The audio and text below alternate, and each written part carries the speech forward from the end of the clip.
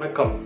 இந்த வீடியோல என்னோட நீ இன்ஜுரி எப்படி ஆச்சு அண்ட் உங்களுக்கு ஃபியூச்சர்ல இந்த மாதிரி நீ இன்ஜுரியில வராம எப்படி பாத்துக்கணும், அப்படி வந்துருச்சுன்னா அதுல இருந்து எப்படி சீக்கிரமா ரெக்கவர் ஆகணும்னு சொல்லிட்டு இந்த வீடியோல ஃபுல்லா எக்ஸ்பிளைன் பண்ணலாம்னு இருக்கேன். சோ இந்த வீடியோ லாஸ்ட் வரைக்கும் பாருங்க, சோ தட் உங்களுக்கு ரொம்ப யூஸ்ஃபுல்லா இருக்கும். செகண்ட் இயருக்கு அப்புறமா நான் ஃபுட்பால் மேட்சஸ் எல்லாம் ஆடுறதை விட்டுட்டேன், ஏன்னா அவ்வளோ டைம் கிடைக்காம போயிருச்சு. அண்ட் அதுக்கப்புறமா இப்பதான் லாஸ்ட் மந்த்ல இருந்து ஏரியாவுக்கு சின்ன பசங்க கூட ஃபுட்பால் ஆடிக்கிட்டு இருந்தேன். அண்ட் அதுக்கப்புறமா என்னோட பழைய ஸ்கூல் ஃப்ரெண்ட்ஸ் எல்லாம் வாடா டர்ஃப்ல போயிட்டு மேட்ச் ஆடலாம்னு சொல்லிட்டு கூப்பிட்டாங்க. ஸோ அந்த நேரத்தில் எனக்கு ஏற்கனவே ரெக்கவர் ஆகாத 2 இன்ஜுரிஸ் இருந்தது. அதுல ஃபர்ஸ்ட் இன்ஜுரி பாத்தீங்கன்னா என்னோட ஆங்கிள். அது வந்து நீங்க என்ன இன்ஸ்டாகிராம்ல ஃபாலோ பண்ணிட்டீங்கன்னா இந்த இன்ஜுரி வந்து ஏப்ரல் மந்த் அன்னைக்கு நான் அப்டேட் பண்ணிருந்தேன். என்ன ஆச்சுன்னா ராமு வாக்கிங் கூட்டு போயிருந்தேன். அந்த நேரத்துல ராமுக்கு பிடிக்காத நாய் ஒன்று கிராஸ் ஆகி போயிருச்சு. ராமு பிச்சுக்கிட்டு ஓடிடுச்சு.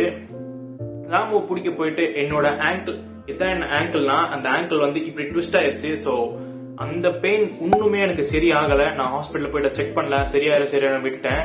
ஸோ ஒண்ணுமே சரியாகல. அண்ட் இன்னொன்று வந்து என்னன்னு பாத்தீங்கன்னா ஏரியால சின்ன பசங்க விளையாண்டு இருக்கும் போது நிறைய கிளாஸ் பீசஸ் முள்ளெல்லாம் குத்தி கால் கட்டாயி போயிடுச்சு. ஸோ அந்த இன்ஜுரிஸோட பசங்க கூப்பிட்டாங்கன்னு சொல்லிட்டு சரி ரொம்ப நாள் ஆச்சு ஃபுட்பால் ஆடலாமேன்னு சொல்லிட்டு போய் அந்த இன்ஜுரிஸோட ஓகே சொல்லிட்டேன்.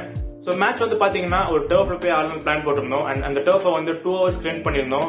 ஃபர்ஸ்ட் 20 minutes பிளே பண்ணும் போதே என்னோட ஆங்கிள் அந்த பெயின் வந்து பயங்கரமா இன்க்ரீஸ் ஆயிடுச்சு. ஸோ என் ஃப்ரெண்ட்ஸ் எல்லாம் சொன்னாங்க தேவையில்லாம அக்ரெசிவ் ஆடாத, இன்ஜுரிஸ் ஒன்னும் அதிகமாகிடும் சொல்லிட்டு. ஸோ அதை நான் காதலியே வாங்கிக்கல, ஏன்னா அந்த நேரத்துல நாங்க தோத்துக்கிட்டு இருந்தோம். ஸோ இன்னும் நான் அக்ரெசிவ் ஆட ஆரம்பிச்சிட்டேன்.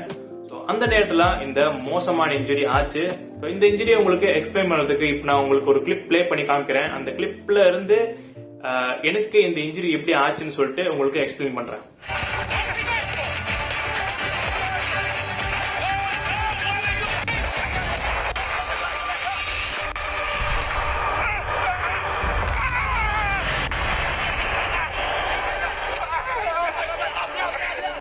நீங்க இந்த வீடியோல பார்த்த மாதிரி நான் வெறித்தனமா காத்திலே பால் எடுத்துட்டு போயிட்டு எனக்கு இந்த இன்ஜுரி ஆகல. என்னால முடிஞ்ச அளவுக்கு அந்த பாலை கேரி பண்ணி எடுத்துட்டு போனேன். அந்த நேரத்துல தான் அந்த வீடியோல பார்த்த மாதிரி எனக்கு அந்த இன்ஜுரி ஆச்சு. ஏற்கனவே எனக்கு ஆங்கிள் இன்ஜுரி இருக்கிறதுனால ஆங்கிள் ட்விஸ்ட் ஆயிடக்கூடாதுன்ற பயத்துல நான் மொத்த காலையும் ஸ்ட்ரெயிட்டா போயிட்டு கிரவுண்ட்ல வச்சுட்டேன். ஸோ அதுல என்ன ஆச்சுன்னா போன் வந்து ட்விஸ்ட் ஆயிடுச்சு. அதுக்கும் மேல பால் பின்னாடி போயிட்டு இருந்தனால காலை பேக்ல வச்சுட்டு நான் மொத்த பாடியை ட்விஸ்ட் பண்ணிட்டு ஃப்ரண்ட்ல போனதுனால இன்னும் கொஞ்சம் ட்விஸ்ட் ஆகி கால் கொஞ்சம் தேயிற சத்தம் கொஞ்சம் வர ஆரம்பிச்சிருச்சு.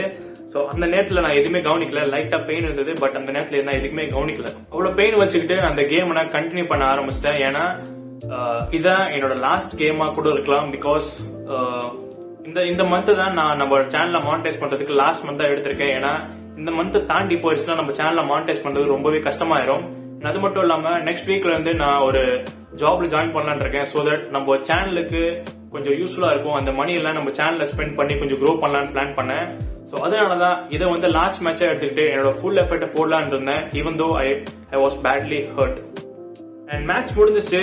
வெறும் ஆங்கிள் பெயினோட நான் வீட்டுக்கு போனேன். அண்ட் காலையில பண்ண ஒர்க் அவுட்ல இருக்கிற மசில் சோர்னஸ், விளையாண்ட டயர்ட்னஸ் அண்ட் மசில் இன்ஜுரி அதையும் சேர்த்து வச்சுட்டு ஈவினிங் அன்னைக்கு மேட்ச் முடிச்சுட்டு வீட்டுக்கு போயிட்டு பேக் டு ஜிம் வீடியோஸ் கொஞ்சம் எடிட் பண்ற வேலைகள்ல பாக்கி இருந்தது. அதை எடிட் பண்ணி அப்லோட் பண்ணி ஃபுல் டயர்ட்னஸ்ல நிறைய தண்ணி குடிச்சிட்டு போய் தூங்கினேன். ஸோ நைட் நிறைய தண்ணி குடிச்சதுனால காலையில அவசரமா வந்துருச்சு. ஸோ அந்த அவசரத்துல காலை தூக்கி பெட்ல இருந்து கீழே வச்சேன். அப்பதான் அந்த ஜாயிண்ட்டுக்கு நடுவில் இருக்கிற பெயின் வந்து என்னோட மொத்த பாடியில ஃபீல் பண்ணேன். ஏன்னா அந்த அளவுக்கு மோசமான பெயினா இருந்தது. அப்படியே நான் காலை கீழே வைக்கணும்னு கொஞ்சம் முயற்சி பண்ண கூட அந்த போன் தேயிற சத்தம் எனக்கு ஃபீல் ஆச்சு. ஸோ நான் ரொம்பவே பயந்துட்டேன். ஸோ அதனாலதான் இந்த ஸ்டிக்கை நான் யூஸ் பண்ணி நடந்துகிட்டு இருக்கேன். இந்த ஸ்டிக்கை வந்து சும்மா வீடியோ ஸ்டார்டிங்ல சீன் போறதுக்காக யூஸ் பண்ணல. இந்த ஸ்டிக்கை நான் எதுக்கு யூஸ் பண்றேன்னா என்னோட ஆங்கிள் பெயின் இருக்கு, ரைட் ஜாயிண்ட்ல பெயின் இருக்கு அண்ட் லெஃப்ட் ஜாயிண்ட் மட்டும் நல்லா இல்ல. இதுவும் லாஸ்ட் மேட்ச் விளையாடும் போது கொஞ்சம் பெயின் இருந்தது. ஸோ ரைட் லெக்ல ப்ரெஷர் போகலான்னு சொல்லிட்டு எல்லா ப்ரெஷரும் லெஃப்ட் லெக்ல போறதுனால லெஃப்ட் லெக்ல இருக்கிற ஜாயிண்டோட பெயின் வந்து இன்னும் அதிகமாயிட்டே போச்சு. ஸோ எல்லா பெயினையும் கேன்சல் அவுட் பண்றதுக்கு இந்த ஸ்டிக்கை யூஸ் பண்ணிட்டு இருக்கேன். அண்ட் இந்த ஸ்டிக் வந்து சும்மா விளையாட்டுக்கு தான் ட்ரை பண்ணி பார்த்தேன் எப்படி இருக்குன்னு சொல்லிட்டு. ஸோ ஃபர்ஸ்ட் டைம் ட்ரை பண்ணும் போது என்னோட ஜாயிண்ட்ல இருக்கிற பெயின்லாம் கொஞ்சம் நல்லா பெட்டரா ஃபீல் ஆச்சு. ஸோ அதனாலதான் இப்போ ரெகுலரா இதை யூஸ் பண்ண ஆரம்பிச்சிட்டேன். பாக்கிறதுக்கு எங்க வீட்டுல காமெடியா தான் இருக்கும். எங்க அம்மா கூட அதை பார்த்து சிரிச்சாங்க. பட் அடிப்பட்டவனுக்கு தான் அந்த வலி தெரியும். அதெல்லாம் நான் பெருசா எடுத்துக்காம இந்த ஸ்டிக்கர் தான் இப்ப நான் யூஸ் பண்ணி நடந்துட்டு இருக்கேன் வீட்டுல. அண்ட் இன்னொரு விஷயம் என்னன்னு பாத்தீங்கன்னா, இந்த ஸ்டிக்கர் வச்சு தான் சின்ன வயசுல எங்க அப்பா கிட்ட பயங்கரமா அடி வாங்குவேன். என்னதான் இந்த ஸ்டிக்கர் யூஸ் பண்ணி என்னோட பெயினை கேன்சல் அவுட் பண்ணாலும் இருந்தாலும் அந்த பெயின் வந்து ரொம்பவே மோசமா இருந்துச்சு. நான் ரொம்பவே பயந்துகிட்டு இருந்தேன். ஏன்னா இந்த மாதிரி இன்ஜுரி ஆனதுனால தான் நிறைய ஃபுட்பால் பிளேயர்ஸோட கெரியரே க்ளோஸ் ஆயிருக்கு.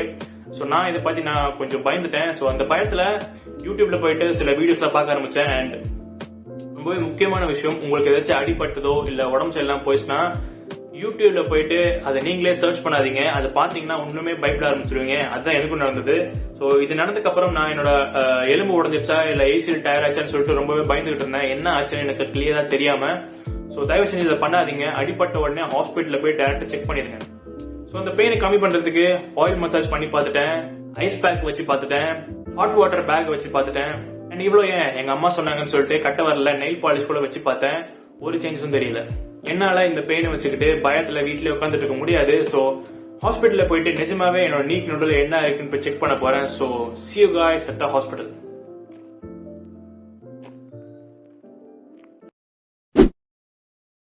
அண்ட் எக்ஸ்ரே ரிப்போர்ட்டை பார்த்ததுக்கு அப்புறம் டாக்டர் வந்து ஒரு குட் நியூஸ் அண்ட் ஒரு பேட் நியூஸ் சொன்னாரு. இந்த பேட் நியூஸ் என்ன பாத்தீங்கன்னா,